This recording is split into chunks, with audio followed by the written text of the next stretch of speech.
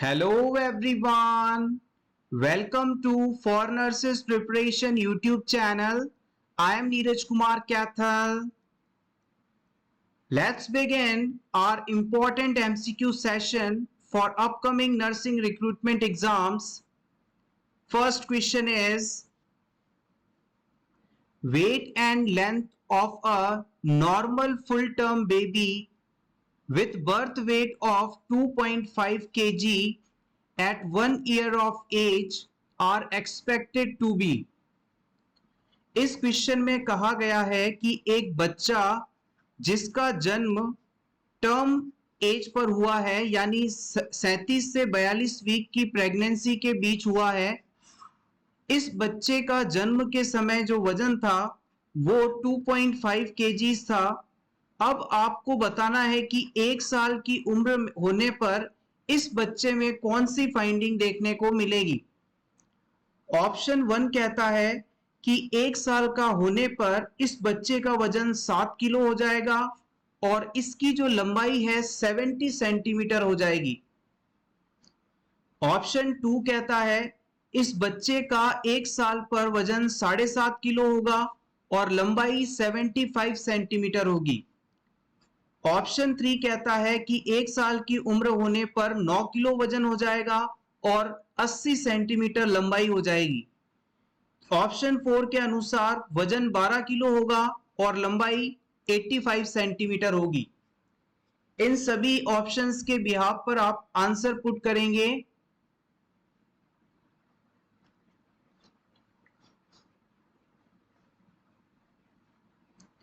इस क्वेश्चन को सॉल्व करने के लिए 2 पॉइंट्स आपको ध्यान रखने होंगे। पहला पॉइंट ये है कि जब बच्चे का जन्म होता है तो नॉर्मल जो वजन होना चाहिए 2.5 से 3.5 किलो के बीच होना चाहिए, और दूसरी बात बच्चे की जन्म के समय जो लंबाई होती है वो अराउंड 45 से 55 सेंटीमीटर्स के बीच होती है। होपफुली अब आप इस क्वेश्चन का आंसर दे पाएंगे। यस, अगर आपने ऑप्शन 2 को चुना है तो आप बिल्कुल सही हैं। याद रखिएगा, जब बच्चा एक साल का हो जाता है, 1 ईयर्स ऑफ एज का हो जाता है, तो उस समय बच्चे की जो वेट है, बच्चे का जो शरीर का वजन है, वो जन्म के समय जितना वजन था उसका 3 गुना हो जाता है और बच्चे की लंबाई जन्म के समय जितनी थी उससे हाफ इंक्रीज हो जाती है। यानी कि जन्म के समय अगर बच्चे का वजन 2.5 किलो था तो ये 3 गुना हो जाएगा यानी कि 7.5 केजी हो जाएगा। और बच्चे के जन्म के समय मान लीजिए अगर 50 सेंटीमीटर लंबाई थी तो ये इसका 50% इंक्रीज हो जाएगी यानी 50 सेंटीमीटर प्लस 25 सेंटीमीटर यानी 75 सेंटीमीटर। यानी अगर बच्चे की लंबाई जन्म के समय 50 सेंटीमीटर आप मानते हैं तो एक साल में इस 50 सेंटीमीटर का 50% बेबी में इंक्रीज हो जाएगा और बच्चे की लंबाई अब 75 सेंटीमीटर हो जाएगी। तो यहां पर ऑप्शन 2 को हम बिल्कुल सही मानेंगे। Next question, a child is not giving his toys to another, this type of play is। एक बच्चा अपने खिलौने किसी और को खेलने के लिए नहीं देता, ये किस प्रकार का प्ले का एग्जाम्पल है। Option 1 parallel play, option 2 group play, option 3 social play, option 4 all of the above.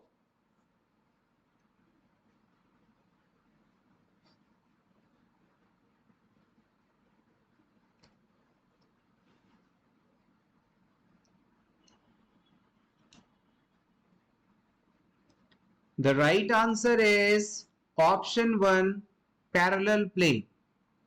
जब बच्चा दूसरे बच्चों के आसपास खेल रहा हो लेकिन अपने खिलौने उनके साथ शेयर नहीं करे तो ये कंडीशन या ये type of play parallel play के नाम से जाना जाता है। आइए क्विकली रिवाइज कर लेते हैं कुछ इंपॉर्टेंट टाइप्स ऑफ प्ले को जो कि अक्सर एग्जाम में पूछे जाते हैं। याद रखिएगा, खेलना बच्चों के लिए उनके शारीरिक और मानसिक विकास के लिए बहुत ही ज्यादा आवश्यक माना गया है। अलग अलग एज ग्रुप में अलग अलग प्रकार के प्लेज होते हैं। ज्यादा डिटेल में बात ना करते हुए सिर्फ हेडिंग को हम यहाँ पर डिस्कस करने वाले हैं। सबसे पहला है इन्फेंट्स प्ले। इन्फेंट का मतलब होता है 1 साल तक के बच्चे, इनके द्वारा सॉलिटरी प्ले किया जाता है। इसे आप ऑनलुकर्स या सोशल अफेक्टिव प्ले भी कह सकते हैं। फिर आता है टॉडलर प्ले, जो कि इस क्वेश्चन में पूछा भी गया था। ये 1 से 3 साल की उम्र के बच्चों के बीच देखा जाता है। इसे आप पैरेलल प्ले या थेराप्यूटिक प्ले के नाम से भी जानते हैं। आप चाहें तो साथ ही साथ ये चीजें नोट कर सकते हैं, इंपॉर्टेंट हैं। लगभग सभी नर्सिंग एग्जाम्स में प्ले से क्वेश्चंस को पूछा जाता है। फिर हम बात करते हैं प्री स्कूलर्स की। प्री स्कूलर एज ग्रुप के अंदर हम 3 से 6 साल तक की उम्र के बच्चों को इंक्लूड करते हैं। 3 to 6 इयर्स एज के बच्चों को इंक्लूड करते हैं और इनमें एसोसिएटिव एंड कोऑपरेटिव प्ले देखने को मिलता है। फिर आता है स्कूल एज ग्रुप के बच्चे। इन्हें 6 से 12 साल की उम्र के बच्चों के रूप में जाना जाता है। इनमें कॉम्पिटिटिव प्ले रूल्स और रिचुअल्स के साथ देखने को मिलते हैं। फिर बात करते हैं एडोलेसेंट, जिनकी उम्र 10 साल से लेकर 19 साल के बीच मानी जाती है और इनमें गेम्स, एथलेटिक्स आदि खेले जाते हैं। लेकिन इनमें खासियत यह है कि जो भी इस उम्र के बच्चे गेम खेलते हैं उसमें स्ट्रिक्ट रूल एंड रेगुलेशंस को फॉलो किया जाता है। Take screenshot for your revision. Next question, is one of the primary cause of diabetes insipidus।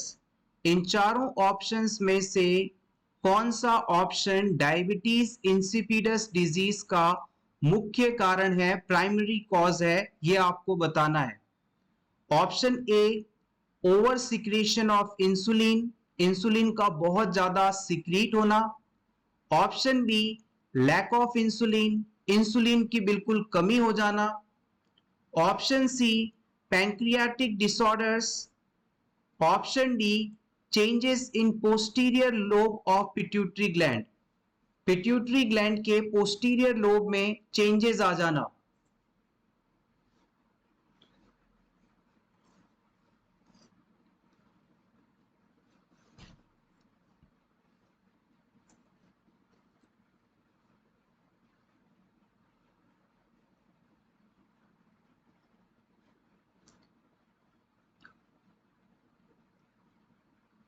The right answer is option D. अगर आप यहां पर इंसुलिन वाले ऑप्शंस पर अटके हैं तो आप बिल्कुल ही गलत ऑप्शन को सेलेक्ट कर रहे हैं।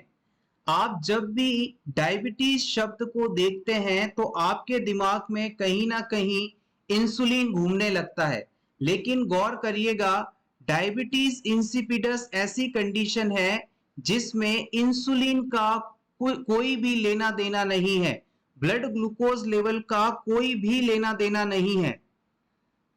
डायबिटीज इंसिपिडस वह कंडीशन है जिसके अंदर हमारी पोस्टीरियर पिट्यूटरी ग्लैंड के द्वारा एंटी डायूरेटिक हार्मोन का सिक्रीशन करना रोक दिया जाता है।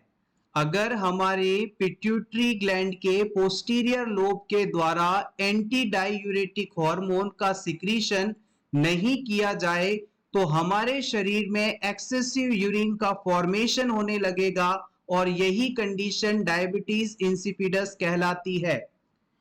एडीएच हार्मोन के नाम पर गौर करिएगा, एंटी डायूरेटिक हार्मोन, यानी ऐसा कोई हार्मोन जो कि एक्सेसिव यूरिन के फॉर्मेशन को रोकता है, यूरिन के ज्यादा बनने को रोकता हो, ऐसे हार्मोन को आप एडीएच के नाम से जानते हैं। अब ये किसी कारण से मान लीजिए पेशेंट का एक्सीडेंट हो गया, सर पर चोट लगी, posterior lobe of pituitary damage हो गया, तो इस हार्मोन का फॉर्मेशन और सिक्रीशन प्रभावित होगा, कम हो जाएगा या बंद हो जाएगा। तो इस सिचुएशन में हमारी बॉडी में जो यूरिन फॉर्मेशन हो रहा है किडनी के द्वारा, उसमें वाटर को रीएब्सॉर्ब करने वाले हार्मोन की कमी हो जाएगी और किडनीज ब्लड से जितना भी वाटर निकालेंगी सारा का सारा यूरिन के थ्रू बाहर निकल जाएगा और पर्सन को डिहाइड्रेशन और डेथ तक हो सकती है। तो याद रखिएगा, एडीएच हार्मोन की कमी से डायबिटीज इंसिपिडस नामक डिजीज कंडीशन होती है। इसके साथ ही आपसे यह भी पूछा जा सकता है कि क्लाइंट में यदि डायबिटीज इंसिपिडस है तो उसकी यूरिन की स्पेसिफिक ग्रेविटी बढ़ेगी या घटेगी। आप अपना आंसर कमेंट सेक्शन में दे सकते हैं। यस, आप बिल्कुल सही हैं। Urine specific gravity diabetes insipidus होने पर डिक्रीज होगी।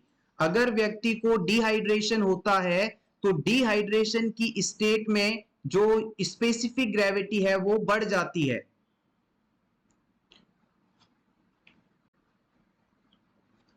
Next question, a genetic disorder found in females due to absence of normal second sex chromosome। अगर किसी फीमेल में सेकेंड सेक्सुअल क्रोमोसोम मिसिंग हो तो उन्हें कौन सा जेनेटिक डिसऑर्डर हो सकता है? Down syndrome, Asperger's disorder, rates disorder, Turner syndrome.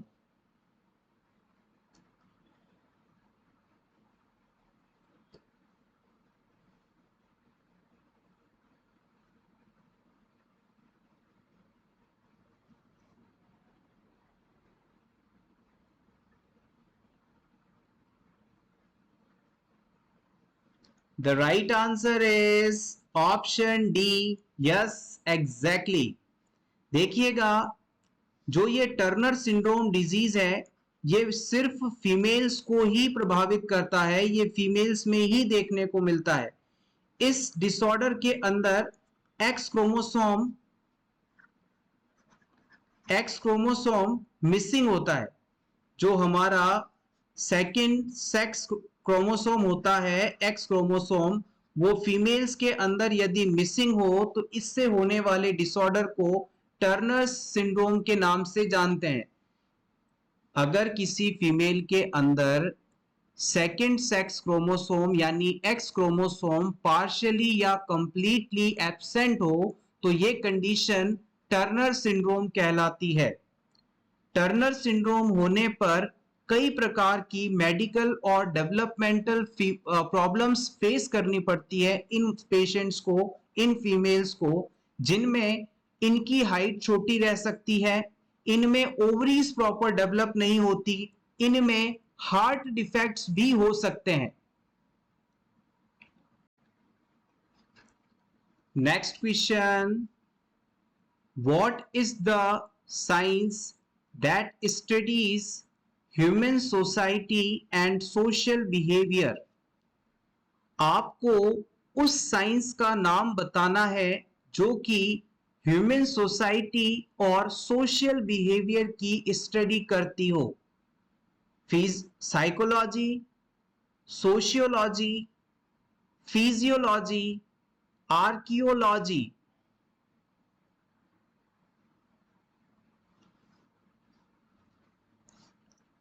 Yes, आप बिल्कुल सही हैं। Option 2 is correct here. Human society और सोशल बिहेवियर की स्टडी करना सोशियोलॉजी के नाम से जाना जाता है। अगर वहीं हम बात करें कि साइकोलॉजी क्या होता है, तो psychology is a scientific study of human mind and its function. Mind और इसके फंक्शन को, माइंड एंड इट्स फंक्शन की स्टडी जो है वो आपकी साइकोलॉजी कहलाती है। नेक्स्ट हम बात करते हैं फिजियोलॉजी क्या होता है। हमारे शरीर की नॉर्मल फंक्शनिंग की study, normal functioning study of body is called physiology. Anatomy and physiology हमने फर्स्ट ईयर में एक बहुत ही इंपॉर्टेंट सब्जेक्ट पढ़ा था। एनाटॉमी का मतलब होता है शारीरिक बनावट और फिजियोलॉजी होता है इसकी कार्य करने की प्रक्रिया। तो physiology means normal functional study of body. Last में दिया गया है आर्कियोलॉजी। आर्कियोलॉजी वह ब्रांच है जिसके अंदर हम ह्यूमन एक्टिविटी की स्टडी करते हैं। Archaeology is the study of human activity. आप चाहें तो इसे नोट कर लें या इसका स्क्रीनशॉट ले लें आपके रिवीजन के लिए। Next question, in premature labor, which of the following medicines is useful for the newborn? Premature labour अगर किसी वुमेन को हुआ हो तो इनमें से कौन सी मेडिसिन न्यूबॉर्न बेबी को देनी आवश्यक मानी जाती है? Magnesium sulphate, oxytocin, dexamethasone, testosterone.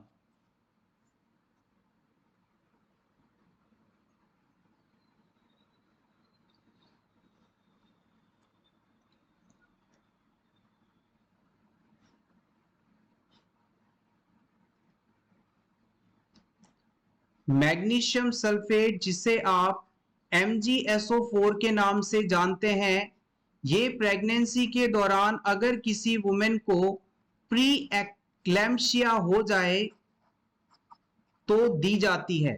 Pre एक्लेम्पशिया के अंदर 3 चीजों को इंक्लूड किया जाता है, हाइपरटेंशन यानी high blood pressure,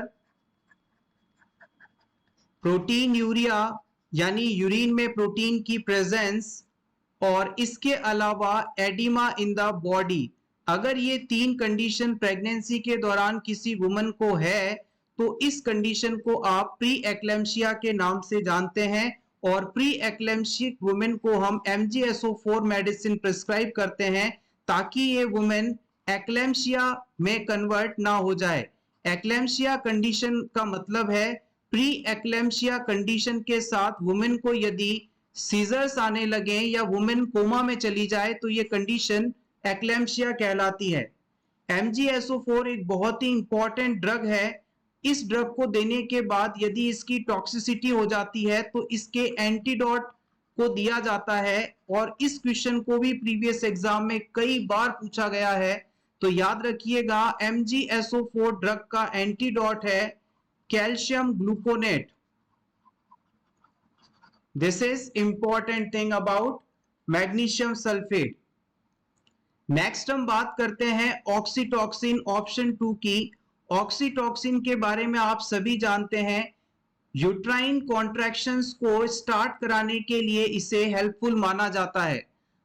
oxytocin hormone hypothalamus द्वारा सिक्रीट किया जाता है, तैयार किया जाता है, बनाया जाता है, और यहां से ये निकलकर पोस्टीरियर लोब ऑफ पिट्यूटरी में स्टोर रहता है, और शरीर में जब भी इसकी आवश्यकता होती है तो ये पोस्टीरियर पिट्यूटरी ग्लैंड इसे यहां से रिलीज करती है और संबंधित फंक्शन को ये परफॉर्म करवाता है।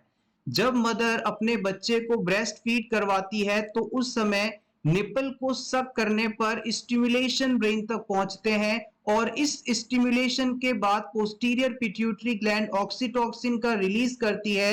ये हार्मोन ब्रेस्ट पर जाकर एक्ट करता है और यहां पहले से तैयार मिल्क जिसे प्रोलैक्टिन हार्मोन ने तैयार किया था उसे बच्चे के माउथ तक इजैक्यूलेट करवा देता है। तो हम कह सकते हैं oxytocin milk let down reflex में हेल्प करता है, मिल्क को इजैक्यूलेट करने में हेल्प करवाता है।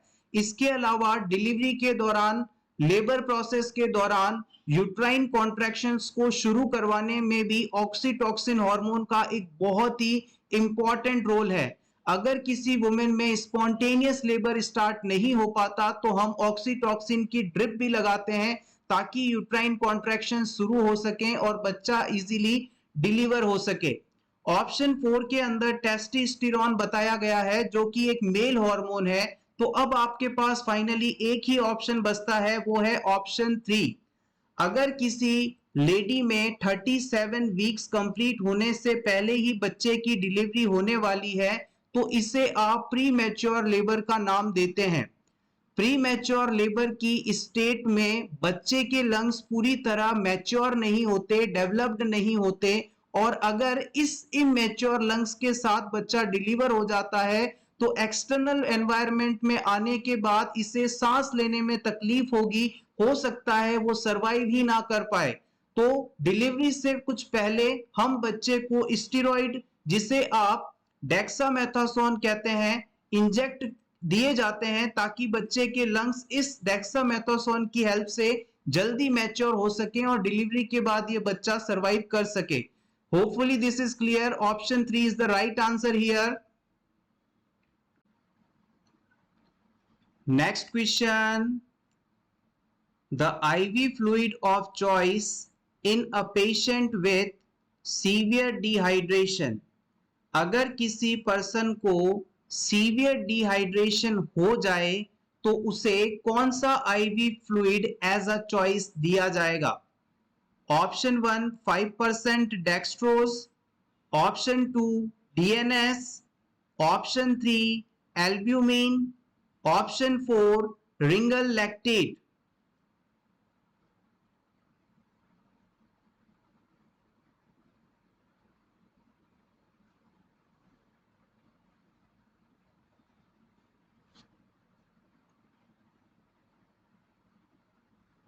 The right answer is option 4 ringer lactate. याद रखिएगा, रिंगल लैक्टेट जो है एक आइसोटोनिक फ्लूइड है और इसे डिहाइड्रेशन के समय फ्लूइड ऑफ चॉइस के रूप में इस्तेमाल किया जाता है।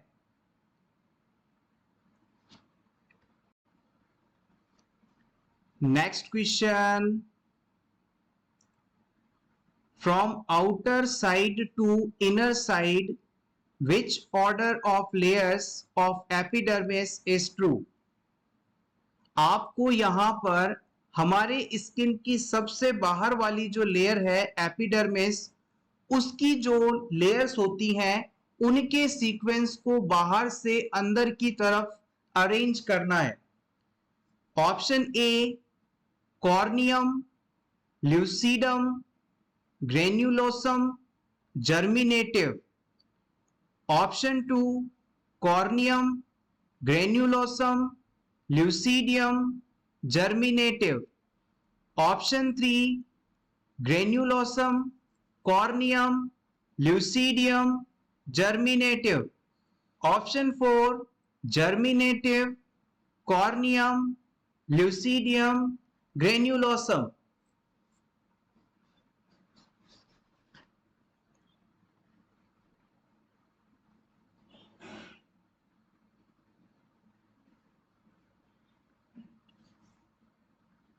Option 1 is correct here. आइए इन सभी लेयर्स के सीक्वेंस को क्विकली रिवाइज कर लेते हैं। ऐसे बेसिक इंपॉर्टेंट क्वेश्चंस कई बार आपको पूछ लिए जा सकते हैं और एक नंबर आपके लिए बहुत इंपॉर्टेंट हो सकता है। देखिएगा, हमारी जो स्किन है उसके अंदर बेसिकली 3 लेयर्स पाई जाती हैं। हमारे स्किन की जो सबसे बाहर वाली लेयर होती है, जिसे आप देख सकते हैं, छू सकते हैं, इसे आप एपिडर्मिस के नाम से जानते हैं। उसके बाद एपिडर्मिस के नीचे आती है डर्मिस लेयर और डर्मिस के नीचे आती है हाइपोडर्मिस लेयर। इसे कई बार आप सबक्यूटेनियस लेयर के नाम से भी जानते हैं। अब इस क्वेश्चन के अंदर आपसे पूछा गया था कि इस एपिडर्मिस लेयर के अंदर कौन कौन सी लेयर्स पाई जाती हैं, तो आप बताएंगे कि इस एपिडर्मिस का निर्माण कुल 5 प्रकार की लेयर्स से मिलकर होता है, जिसमें सबसे बाहर की जो लेयर होती है वो होती है स्ट्रेटम कॉर्नियम, उसके बाद स्ट्रेटम लूसीडियम, उसके बाद स्ट्रेटम ग्रेन्युलोसम, उसके बाद स्ट्रेटम स्पाइनोसम और फिर आता है स्ट्रेटम बैसिले। इसे आप स्ट्रेटम जर्मिनेटिव लेयर के नाम से भी जानते हैं। It is the deepest layer of epidermis. Hopefully अब आप इस चीज को नहीं भूलेंगे, कंफ्यूज नहीं होंगे। एक बार फिर से देख लीजिएगा, हमारे शरीर में सबसे बाहर वाली जो लेयर है उसे आप एपिडर्मिस कहते हैं। एपिडर्मिस लेयर 5 लेयर से मिलकर बनी होती है। सबसे पहले stratum corneum, stratum lucidum, stratum granulosum, stratum spinosum और फाइनली सबसे अंदर वाली स्ट्रेटम बेसिले, जिसे आप स्ट्रेटम जर्मिनेटिव के नाम से भी जानते हैं। Next question, in an emergency, when the patient is unable to state his blood group, it is safer to cross match with blood group. Emergency situation में अगर पर्सन अपने ब्लड ग्रुप को नहीं बता पा रहा है तो इस सिचुएशन में आप उसे कौन से ब्लड ग्रुप को दे सकते हैं? O negative, A negative, AB positive, AB negative.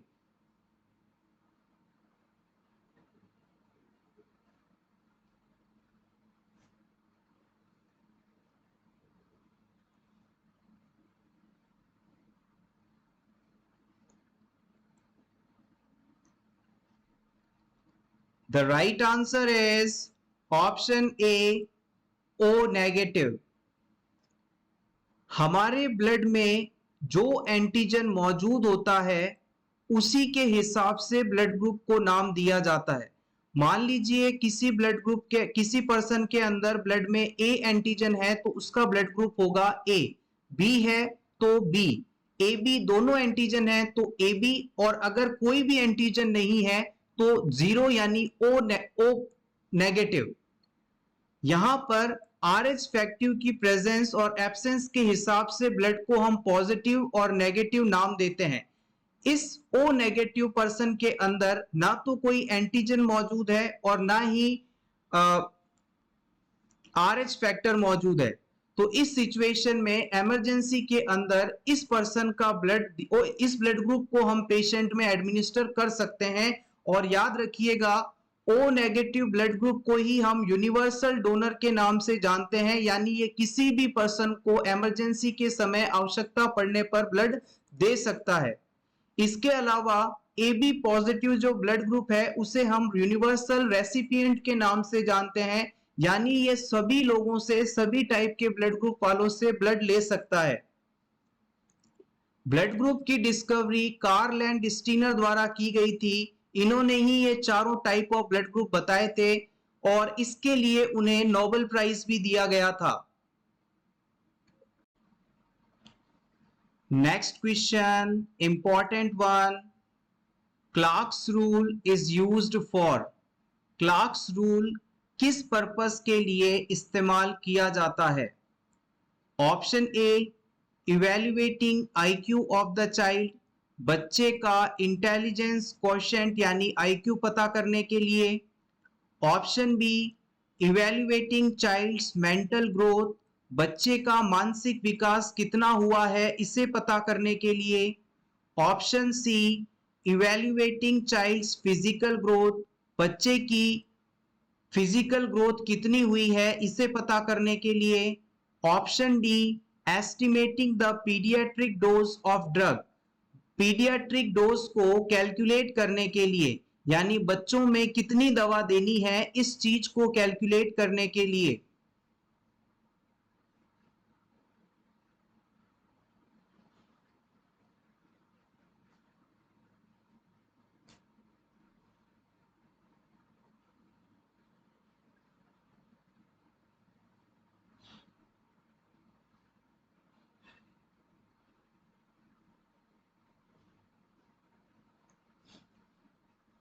The right answer is option D. अगर आपको 2 साल से लेकर 17 साल के बच्चे में ड्रग डोज कैलकुलेट करनी है तो उसके लिए आप क्लार्क्स फॉर्मूला का इस्तेमाल करेंगे। क्या है ये क्लार्क्स फॉर्मूला? क्लार्क्स फॉर्मूला द्वारा ड्रग को कैलकुलेट करने के लिए बच्चे का वजन हमें पाउंड में चाहिए होता है और इसे 1/, 150 से डिवाइड किया जाता है और अडल्ट डोज क्या है उसकी हमें जानकारी होनी चाहिए।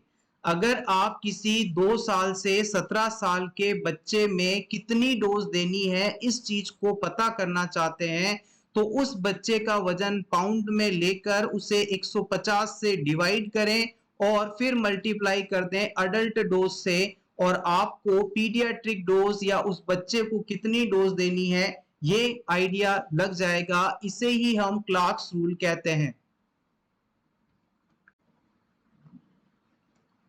Next question from drug dose calculation.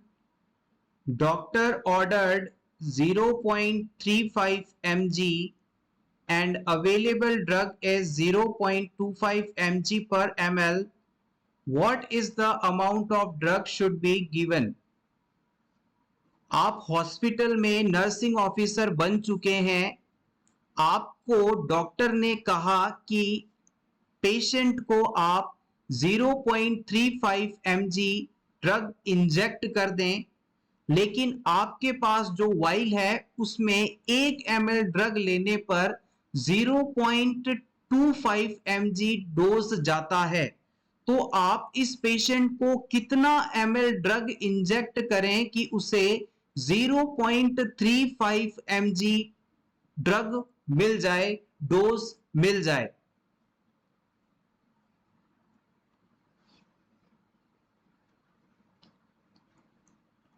इसके लिए जो फॉर्मूला है उसे मैं यहां मेंशन कर देता हूं, अगर आप जानते हैं तो इसे क्विकली कैलकुलेट करके अपना आंसर लिखिएगा।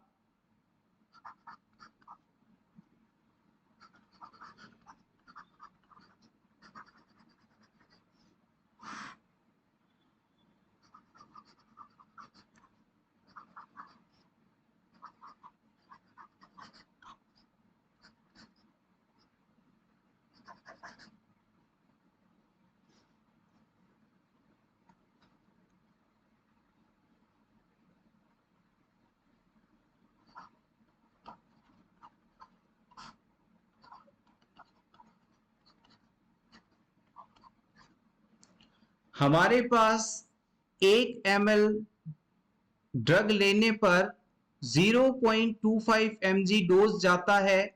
हमें चाहिए 0.35 mg डोज। तो इस प्रकार के क्वेश्चंस को सॉल्व करने के लिए जो फॉर्मूला इस्तेमाल करते हैं, सिंपल सा फॉर्मूला है, याद करने में इजी होगा आपको। व्हाट वी हैव, हमारे पास क्या है, व्हाट वी वांट, हम क्या चाहते हैं, और किस फॉर्म में मेडिसिन है उसे यहां लिख दें। हमारे पास क्या है, हमारे पास जो कॉन्सेंट्रेशन है वो 0.25 mg का है। हम क्या चाहते हैं, 0.35 mg ड्रग एडमिनिस्टर करना चाहते हैं और यहां पर ml 1 है।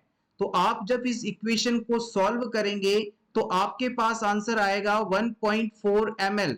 So option 1 is correct here. अगर आप इस वाइल से करीब 1.5 ml ड्रग को पेशेंट में इंजेक्ट कर देते हैं तो इस पर्सन के अंदर जो 0.35 mg ड्रग जाना चाहिए था वो चला जाएगा। Next question. First stage of labour last for hours in प्रीमी gravida.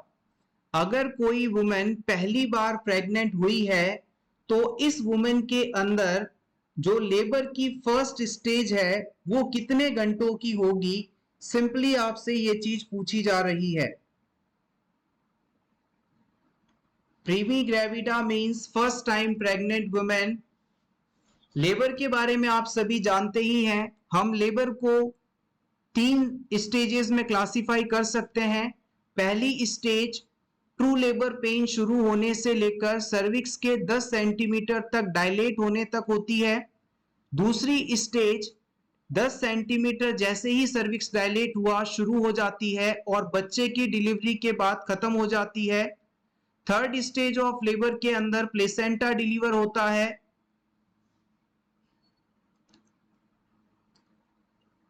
The right answer is option C. It is 11 hours. अगर आपसे एग्जैक्टली पूछा जाए तो आप याद रखिएगा, लेबर की जो फर्स्ट स्टेज है प्रीमी ग्रेविडा के अंदर, वो लगभग 12 घंटे की होती है। प्रीमी ग्रेविडा के अंदर ये 12 घंटे की होती है। और अगर मल्टी ग्रेविडा है, यानी कि वुमेन दूसरी तीसरी बार प्रेग्नेंट हुई है, दूसरी तीसरी बार उसमें डिलीवरी हो रही है, तो ये 6 घंटे की होगी। उसके बाद सेकंड स्टेज के बारे में यदि आपसे पूछ लिया जाए तो आप बताएंगे प्रीमी ग्रेविडा वुमेन के अंदर ये लगभग 2 घंटे के आसपास होती है।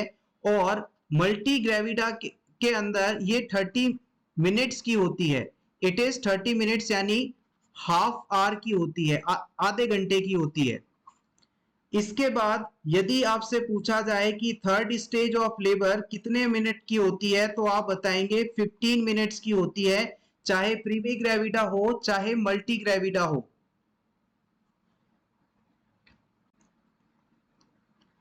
Next question, the Audible range of human ear is between.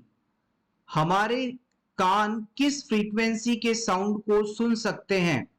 50 से 5000 हर्ट्ज, 200 से 20,000 हर्ट्ज, 20 से 20,000 हर्ट्ज, या 20 से 2000 hertz.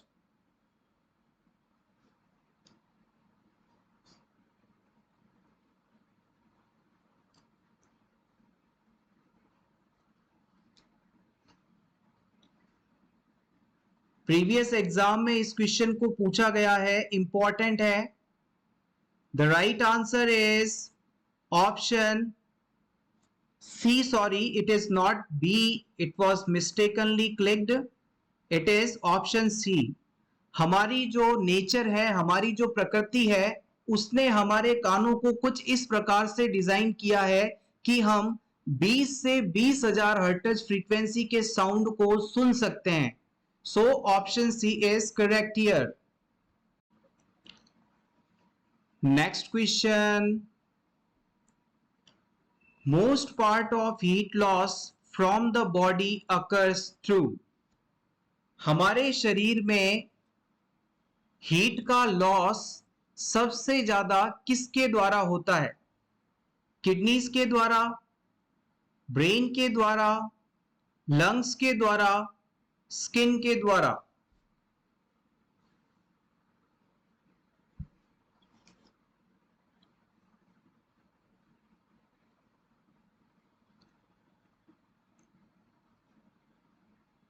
The right answer is option 4, it is skin. याद रखिएगा, हमारी जो स्किन है उसके द्वारा शरीर की जो मैक्सिमम हीट लॉस है वो होती है। स्किन के द्वारा 4 तरीके से हीट लॉस होता है। एग्जैक्टली आपसे पूछ लिया जाए तो आप कह सकते हैं कि around 80% of total heat loss is by the skin. Skin के द्वारा हमारे शरीर से लॉस हो रही कुल ऊर्जा का 85% लॉस होता है। ये मेथड कौन कौन से हो सकते हैं? सबसे पहला है कॉन्वेक्शन। सबसे पहला है कॉन्वेक्शन। कॉन्वेक्शन का मतलब होता है जब हम एयर करंट्स स्किन को टच होते हैं और इसके कारण जो हीट लॉस होता है वो कॉन्वेक्शन कहलाता है। जब आप रूम में फैन ऑन करके बैठते हैं तो पंखे की हवा आपकी स्किन पर टच होकर गुजरती है, तो इसके कारण जो हीट लॉस होता है वो कन्वेक्शन कहलाता है। उसके बाद हम बात करें तो कंडक्शन। सेकेंड हीट लॉस का जो टाइप होता है वो होता है कंडक्शन। जब हमारी स्किन अगर गर्म है तो किसी ठंडी चीज के संपर्क में यदि आए तो इस टच या कांटेक्ट के कारण स्किन से हीट उस ठंडी स्किन की तरफ मूव होती है, ठंडी चीज की तरफ मूव होती है। ये कंडक्शन लॉस ऑफ हीट कहलाता है। फिर हम बात करते हैं थर्ड मेथड का, ये आता है रेडिएशन। रेडिएशन का मतलब है रेडिएशन के कारण आसपास जो तरंगे ऊर्जा निकल रही है उसके कांटेक्ट के कारण हमारी हीट लॉस होती है, ये रेडिएशन कहलाता है। और फाइनली आता है इवोपोरेशन।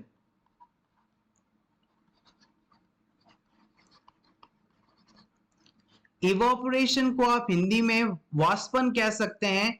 जब आप पानी को गर्म करते हैं तो वो भाप में बदल जाता है, उसी प्रकार से जब आपको गर्मी लगती है तो आपकी बॉडी टेम्परेचर को नॉर्मल बनाए रखने के लिए लगातार स्वेट का फॉर्मेशन करती है, पसीने का सिक्रीशन करती है।